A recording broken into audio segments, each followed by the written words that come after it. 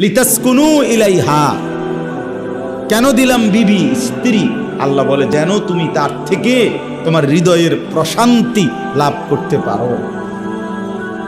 ওয়া জাআলা বাইনাকুম মাওয়াদ্দাতান ওয়া রাহমা, আর কি দিলাম? আমি তোমাদের স্বামী স্ত্রীর মধ্যে দুইটা নিয়ামত দিলাম। এক, প্রচন্ড ভালোবাসা দিলাম, মাওয়াদ্দাতান, আর দুই, একে অপরের প্রতি দয়া, সহমর্মিতা, আন্তরিকতাও দিলাম, দয়া মায়াও দিলাম। হালাল স্ত্রী ভালোবাসে, মায়া দয়াও।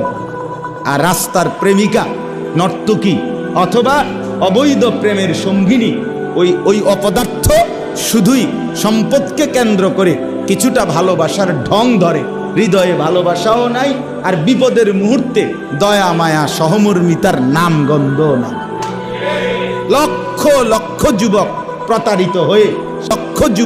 প্রতারিত হয়ে, শেষ পর্যন্ত ফাসাদ 3টা লাত্তি দিয়া এরপরে তারা,